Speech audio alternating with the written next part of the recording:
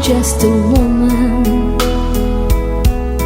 Help me believe in what I could be and all that I am. Show me the stairway I have to climb. Lord, for my sake, teach me to take one day at a time. One day at a time, sweet Jesus.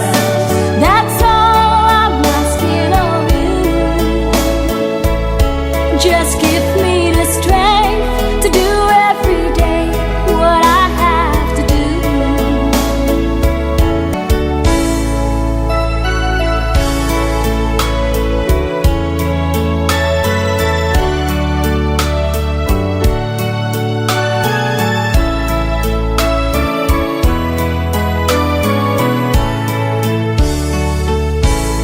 Do you remember when you walked among men? Well, Jesus, you know, if you're looking below, it's worse now than then. Pushing and shoving, that's crowded my mind. So for my sake, teach me to take one day at a time. One day at a time, sweet Jesus.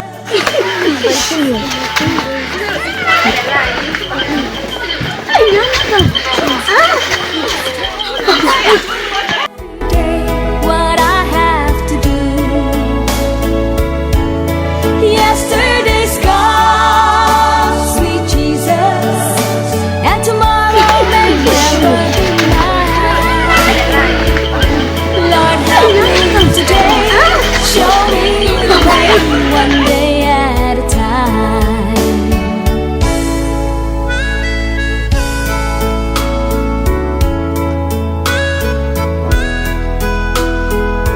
Good afternoon. You are welcome to Kakum National Park. My name is Naomi, your tour guide. We are now at the boundary line. This is a demarcating line, differentiate the forest into two. We have the young forest. This is secondary forest or regenerated forest. They were using this side as cocoa farm and oil palm plantations. And this is the original forest. That's the primary forest. We are protecting 360 square kilometers. That's the size of Kakum National Park. In Kakum, it's written, take nothing but photographs. It's allowed to take photos. Coming here without photos, no one will believe you when you go back. Intangible experience, you can't take it home. We are protecting 350 square kilometers. We also got communities surrounding the park. Therefore, we cannot extend anymore. So this is strictly protecting. The word Kakum is the name of a river, also derived from monkey sounds. Kakum. Kakum. So we named Kakum after the river, also derived from monkey sounds. This is semi-deciduous rainforest, moist evergreen, tropical rainforest. That's the vegetation. In Ghana, we have 7 national parks and also other reserve reserves. Have you heard about Mole National Park? You can visit Mole National Park, Ankasa, Chabobo, Biadija, Bui, and we also have Bonfubri Reserve Reserve. We have Shah Hills Reserve Reserve. You can visit any of them, not only Kakum National Park. Kakum, we have canopy, others they don't have canopy. That's the difference. And this is semi-deciduous. That's tropical rainforest. So this is different from Mole. Mole is savanna grass woodland. There it's easy to see the wildlife. When we say wildlife, animals, we don't even mention and then you see them in Mole National Park. Have you been there before? You have to plan and visit Mole before you leave Ghana. Yes. It's also nice attraction. Now we are going to do the canopy walk, the last but not the least. Why is it canopy walkway? In forest, we have 4 layers. Assuming you are dividing a tree into 4. The first layer is where we are. We call it forest floor. The second layer is understory layer. The third layer is canopy layer. And the last layer is emergence layer. Because we built the canopy walkway at the level of canopy layer, that's why we name it canopy walkway. It was built in 1994 and commissioned 95 by 2 Canadians from Vancouver and 6 Ghanaians. Every 6 months we do maintenance. Every morning we do check before we leave. It's very, very serious. The height is 11 meters above the forest floor to 40 meters. The more you go, the higher it becomes. We also got a shortcut for kids like this who cannot do all the 7 bridges. So we have a shortcut that is only 2 bridges. At the entrance, we say Akwaba. Akwaba means you are welcome to Kakum National Park. At the end of the sign, you will see I survived. We surely survived the war. Amen. With that being said, we have animals but very hard to see. We have forest elephants, antelopes, leopards, monkeys, bush babies, pangolin. We have snakes as well. But the snakes, forget about them, okay? I think we are in a hurry. Let's continue. I lift my voice to you. You're an awesome God. I lift my hands to you. Awesome God, awesome God. I lift my voice to you. You're an awesome God. I lift my hands to you. Awesome God, awesome God. Oh. Nkola never.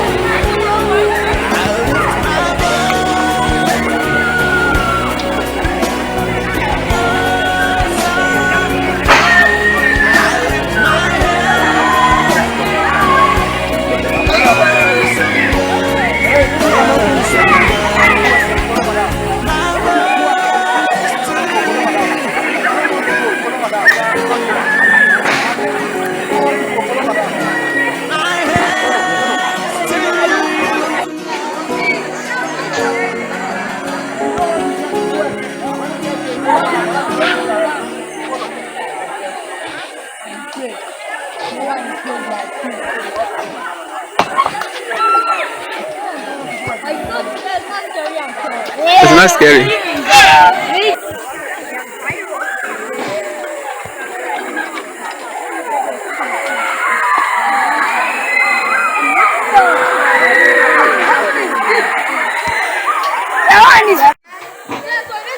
We are done with the first one. We are going 7. 7, we are going 7. Yes. God. I told you the more we are going, the higher we are going. 6 then. Muna. I said, we are going 7. Continue. Yes. You are done with the first one. You have survived the first one. Please let me come.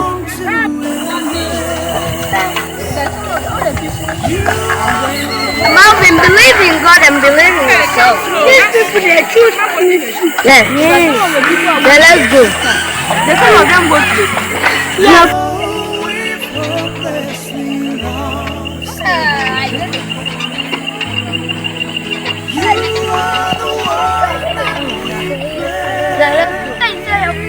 Down. I'm not going to call them. Let's go. I'm not afraid.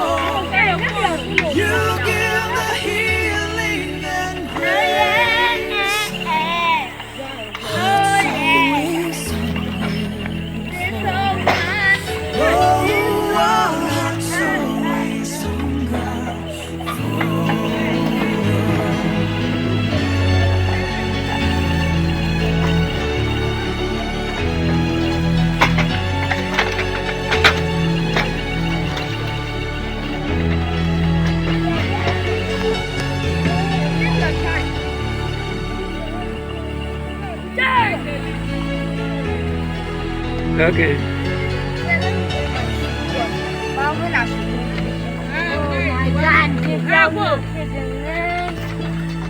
Freaking man! Love it. You love it, wow. This one is nice. Yeah, this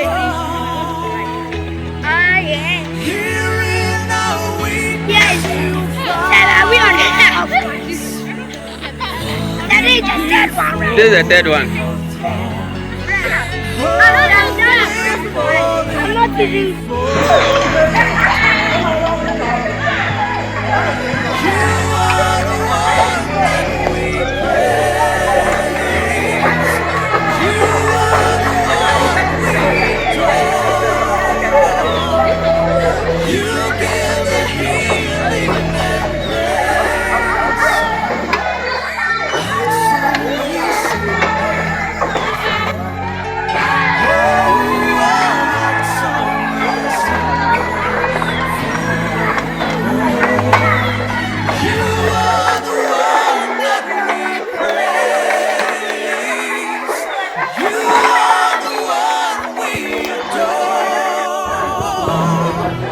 Survive, the last week, you survive.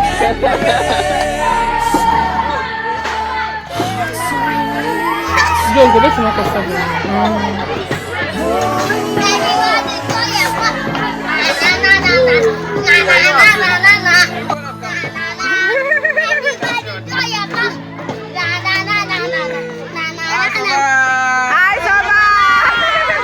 You both survive, eh? With the 7 layers. You both survive. We all survive. We work for 7 steps. You work for what? 7. So none of you use the 2, eh?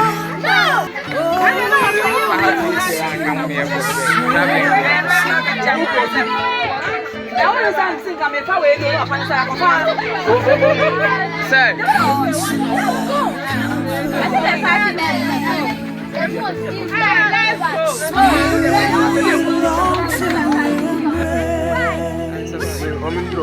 You offer hope when our hearts have hopelessly lost our way. Oh, we've hopelessly lost the way. You are the one that we praise. You are the one we adore. You give the healing and grace our hearts always hunger for. Oh, our hearts always hunger for.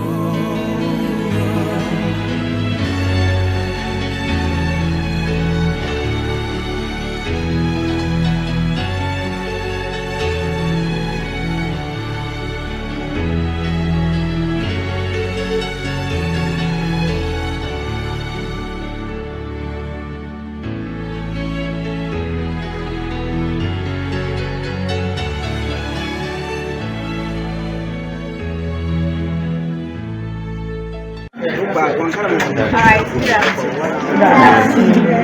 Welcome to the My name is Belinda. I'm going to talk about okay. So I'm going to give you a history about the castles we have in Ghana and also about the states. Alright. So in Ghana we have 3 castles. The first castle is the Elmina Castle, which was built by the Portuguese in the year 1482. The second is the Christian Castle, built in Accra by the Danes in the year 1661.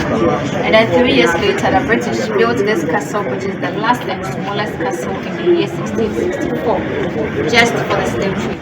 So how many castles do we have in Ghana? 3. Mention them. Christian Castle, Cape Coast Castle, And who built the Elmina Castle? And the Christian Castle? And the Cape Coast Castle? Which year was the Cape Coast Castle built? Alright, so I said the Cape Coast Castle was built in the year 1664. 64. Okay, 16 what? 64. And Elmina was built in the year 1482. And Christian was 1661. Okay, alright. So this place is the male slave dungeon where the male slaves were kept to wait for their ship, alright? So we are going to go inside the male slave dungeon. But then please be careful of your steps, okay? For the floor is a bit slopey and slippery. Let's go inside. So this is the male slave dungeon, and over here they have 5 chambers. And this is the first chamber. Each chamber is estimated to hold about 150 to 200 men. So inside the small room, about 200 men were kept here. So for the 5 chambers, about 700 to 1,000 men occupied the male slave dungeon at a time to wait for the ship to come for them. In here, their only source of light and ventilation were those 3 tiny holes we see on the wall. So apart from that, they had no extra light and ventilation. And slaves inside the dungeon did everything inside the dungeon as well. And by everything I mean they defecated, they urinated, they were fed here, they slept here. Due to conditions over here, most of them died. But then once you died, no befitting burial ever was organized for any slave inside the dungeon. They just bag them into sacks and throw them into the sea. The bricks, can you see the bricks on the floor? Yeah. The bricks happens to be the original floor of the dungeon. However, these bricks were discovered in the year 1974 by a group of archaeology students from the University of Ghana. They came here for an excavation. So it was after the excavation that they discovered these bricks. Before they came, however, something covered the whole surface. What we have there. And from the second to the 5th chamber, we see no bricks. So after the excavation, they took samples for texting. Stop pushing. And after the results came out, it was known to all that what we have here and what we are going to be working on from the 2nd to the 5th chamber are all solidified waste of the slaves that were kept here. I mean, their poo, their urine, food particles, sweat, blood, vomit, all mixed together to form this and that. Any questions? All right. Wonderful, merciful Savior, precious Redeemer and friend, who would have thought that? Alright. Hello. So this is the 3rd chamber of the male slave dungeon. And as I mentioned earlier, about 150 to 200 men were kept here. So source of light and ventilation in here also, the 2 holes we see on the wall. The hole we see there was in front of a church. So right above this chamber, they built a church, Society for the Propagation of the Gospel, SPG. Now what we call the Anglican Church or the Church of England, started right above this chamber, and all white congregation.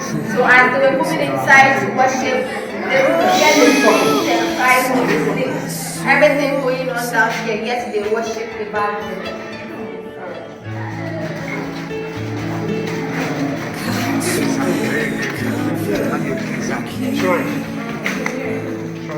Spirit, we long to embrace. Alright, so this place is the 5th and final chamber of the male slave dungeon. And as we all can see, inside this chamber there are no artificial lights. But then this place is much more brighter than the 4 chambers with artificial lights now. This is because when the ship finally came to take the slaves to the various plantations, this is where the final selection was done, where the weak ones were separated from the strong ones. The weak ones were kept in that tiny chamber, making the strong ones go, because they wanted strong men to work on their plantations. The men went through an underground tunnel that connected this very chamber to the door of no return. So from this end to the last end, there was a broad entrance to an underground tunnel. However, it was blocked in the year 1834. by Captain George McLean when the slave trade was officially abolished. So if this place was an entrance, obviously the shrine wasn't here. So before they came, the natives here were worshipping a god of their own called Nanatabir. This god is believed to be the leader of the 77 gods they have in this land, and is in the form of a rock, a very big one for that matter. But then because they wanted to introduce the people Christianity, they decided to build a castle on the rock. So the foundation of this castle is the rock, which is believed to be the god of the people. However, those who still believed in their traditional way of service took smaller portions of the rocks into their homes to continue. So when the slave trade was over and this place was left empty, they decided to bring it back to its original place and mounted the shrine for their god. So that is a portion of the rock, another portion of the rock up there. The money we see on the rock offertory from the traditional worshippers. Some are also tokens from tourists like yourselves, those who believe in the traditional way of service. The stools we see there are for the traditional worshippers. Most of the time there is a priest here. So when they come, they sit and talk to him, and he will do the communication to the God on their behalf. The reeds we see here are from tourists like yourselves. They bring them here every time they visit to show their respect to their ancestors and the slaves that were kept here, and to mourn those that died here as well. Any questions? Are they still practicing it? Yes.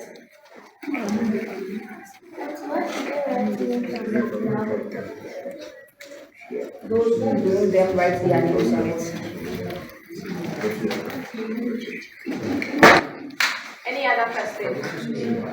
All right, please listen. You offer hope when our hearts have hopelessly lost our way. Oh, we've hopelessly lost the way. You are the one that we praise. You are the one we adore. You give the healing and grace. Our hearts all. Hello. Hi. No noise, okay? So this place is known as the graveyard for the Europeans. What the African men and their people were given befitting burial. Most of them were buried here, just that after an excavation was carried out inside the castle, only 4 graves had their names or initials on them. That is why we see just 4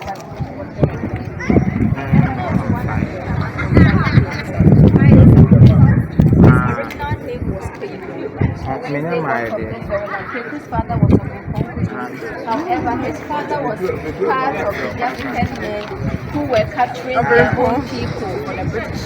So due to his father's activities with them, his son Kakum gained a scholarship to study theology in the Oxford University. After his studies, he was ordained priest, making him the first black man ever to be ordained priest. While Kakum was there, they baptized him and gave him a Christian name, Philip. Then mispronounced the local name Kakum, making it Philip Kakum. So after Philip was ordained priest, he came back to the castle, and he was leading the church that was built on top of the dungeon. However, after some time, his treatment inside the castle became that. Therefore, he had to move outside the castle towards the fence himself. And as he was doing that, he introduced some of the details on how to read right. Always hunger for. Oh, our hearts always hunger for. So this one here was a soldier, and his name was C.B. Whitehead. C.B. Whitehead.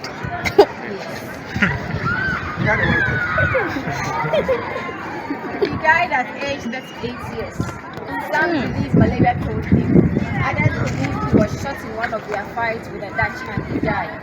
The middle part belongs to Letitia Elizabeth Land. It Letitia was the wife of Captain George McLean, so she came into the castle to visit her husband. But then just after 2 months, she was found dead inside the husband's bedroom. We have 3 schools of thought concerning her death. The first believed malaria killed her. The second believed when she came into the castle, she got to know that her husband, McLean, was having an extramarital affair, African mistress. Therefore, out of jealousy, she poisoned herself. The third believes that the African mistress father came into the castle, disguised herself as a maid, and poisoned Letitia so she could have the McLean's return. Letitia died at age 36. And the last grave belongs to Captain George McLean. He was the man responsible for blocking both entrance and exit points of the underground tunnel that connected the fifth chamber of the mill slave dungeon to the door of justice.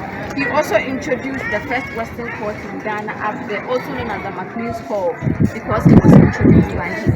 He died at age 46 years.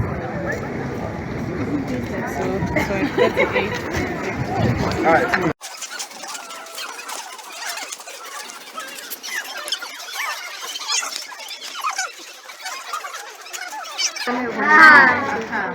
So we are right on top of the third chamber of the male slave dungeon, and I mentioned earlier that they built a church on top of the chamber.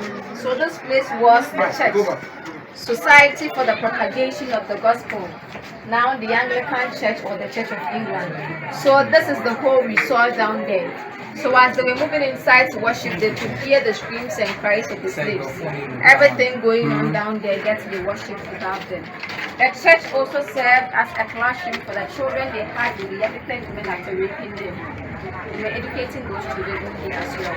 Now it is no longer a church but a children's library, open to all kids around this place to come in for free anytime they are done with school.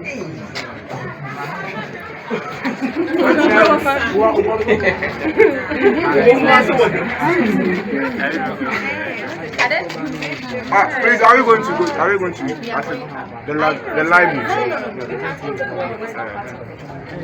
Oh. She said the children around the area. Free, so at least we should have a share of it.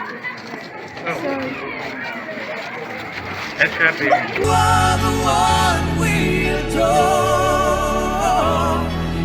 You give the healing and grace.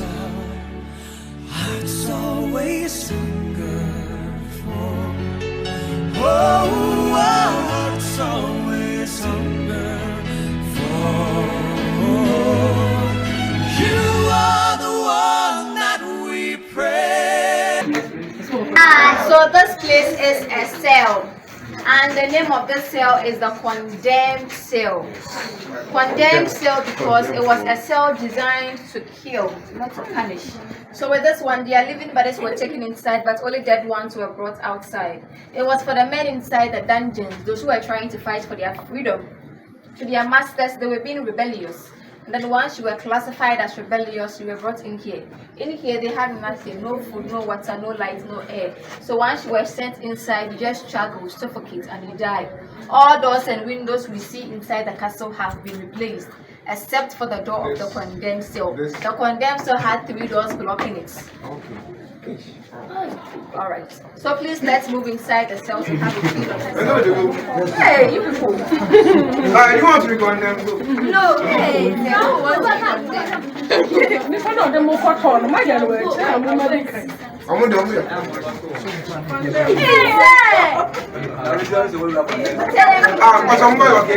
No, I won't look at I don't like the scent at all.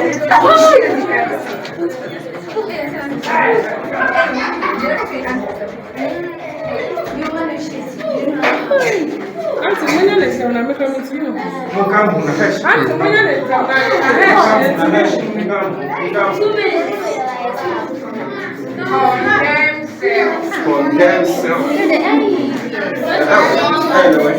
Please, there's no egg. Hey, let's go. There's no egg. Don't They're going to stop that. Yes. Auntie, close the door so that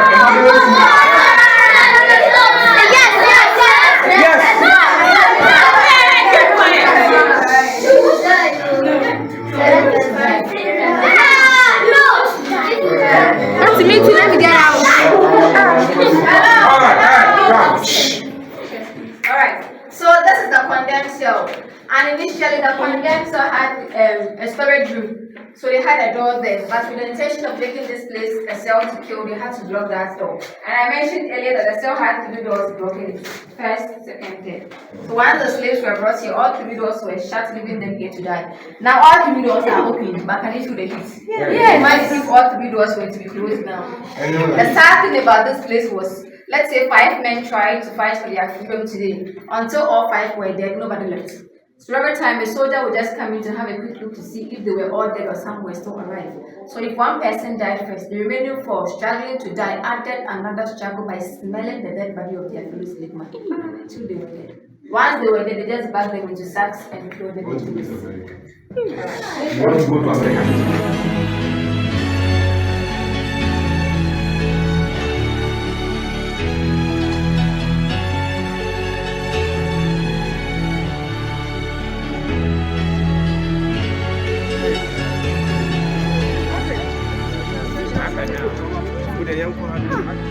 Alright, so we are not even going down. Alright, so we remember the underground tunnel I was talking about, right? So, okay, there be also a tunnel. Where is you? It's a tunnel.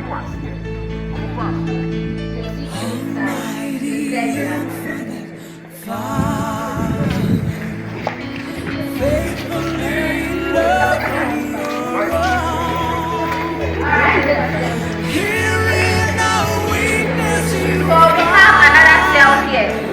But then this place was a punishment cell to punish the women who resisted rape.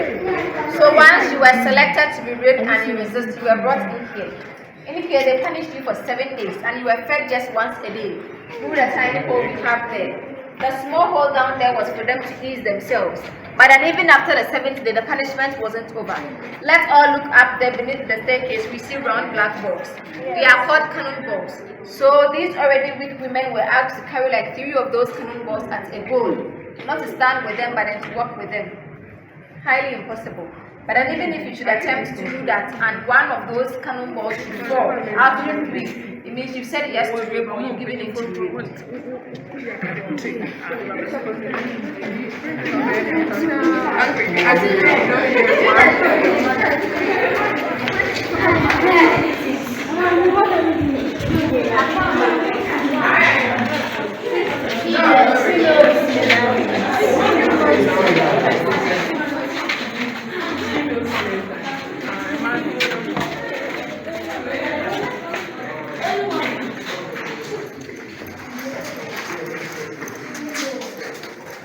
Alright, so this place is the female slave dungeon. And unlike the male slave dungeon with just 5 chambers, the women had 2 chambers. This one and the one just in 2 times. However, those special treatments were given to the women. So everything the men went through, they went through the same thing. So just like the men, about 150 to 200 men were kept here. So for the 2 chambers, 300 to 400. Source of light and ventilation. The holes we see on the wall. The window we see there had iron bars blocking it. However, it was for the governor or some officials over here to just stand and look through the window and make their selection. Those they wanted to rape. After a woman inside the dungeon is raped and they get to know she's pregnant, they take her outside the castle. They had domestic slaves take care of them until they give birth, allow them to breastfeed their child for like 3 months.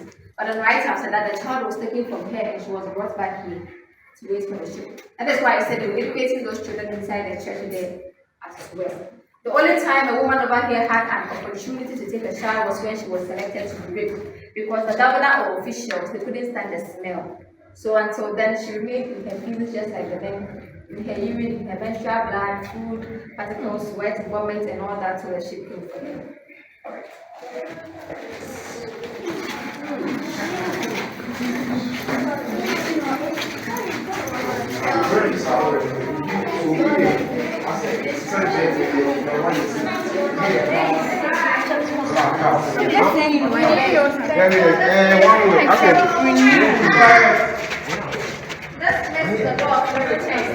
So once the slaves got here, however, this is not original law of Creche. I told you all those and windows have have been replaced. So this is the original door of no return was a short and narrow door. So once they got here, still in chains and in shackles, they had to really go down before they could move through that door. Now it was called the door of no return because basically once slaves were taken through this door, it's either they died or when they were taken to the plantations, they couldn't trace back their roots to where they were taken from, making this door the door of no return. Hey, you will come back. Yes, you will come back. No, no return. Okay, then you will be here. If you go, you don't come back. Where's that from? Alright.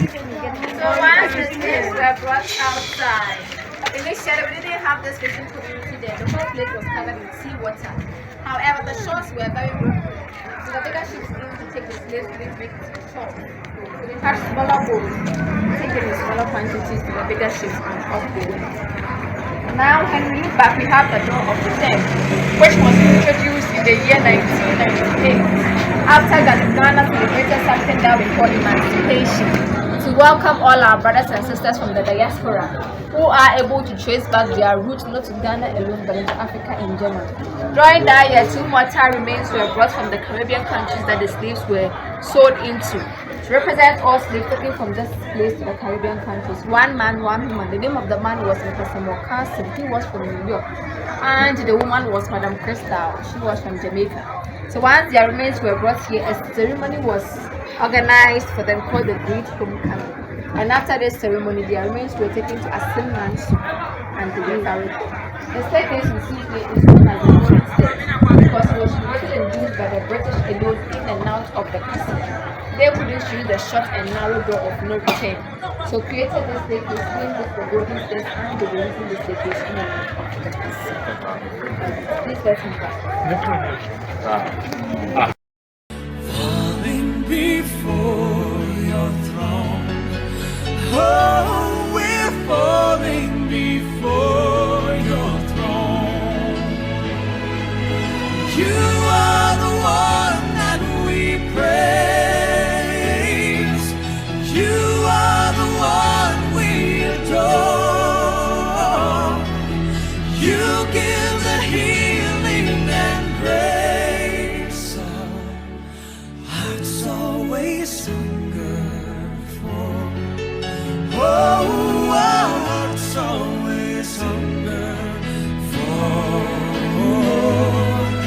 You are the one that we praise. You are the one we adore. You give the healing and grace.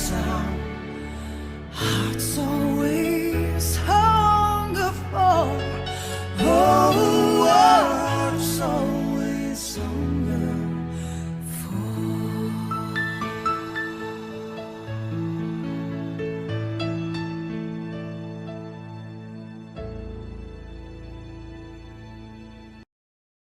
So this place is known as a Palava Hall. So once the slaves were captured and brought inside the castle, they were first brought. Yes. So once the slaves were first captured and they were brought inside the castle, they were brought to the Palava Hall first before they were taken to their dungeons. This is where they auctioned them and sold them out for goods such as gunpowder, liquor, mirror, fabrics, tobacco, among others. Everything we see in here have been renovated. It is not original. And in here was where they sat to sign the bond of 1844. After it was drafted inside the Western Court, they signed it over here inside the Palava Hall between Commander Hill and 8 founding ships from the okay? Hello. Can you please explain again? Did they sell them for items? Yes. You know, then it was a barter trade system. They were not using money to purchase the items. So human beings goods such as mirror. So depending on your physical structure, then they tell whether you desire a mirror or sugar or whatever.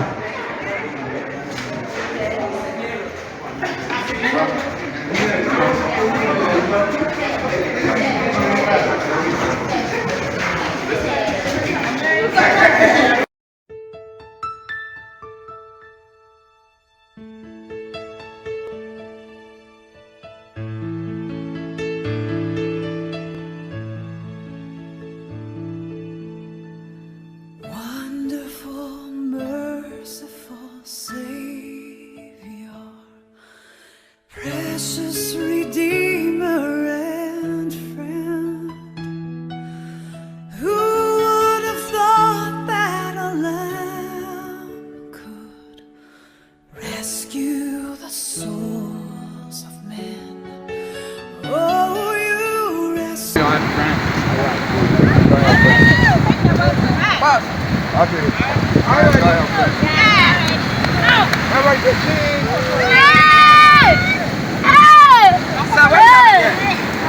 Let's go.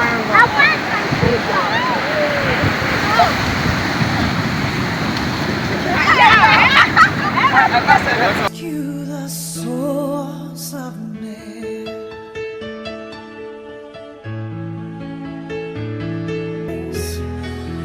You offer hope when our hearts have hopelessly lost our way. Oh, we've hopelessly lost the way. You are the one that we praise. You are the one we adore. You give the healing and grace. Oh, our hearts always comforter, keeper, Spirit we long to embrace. You offer hope.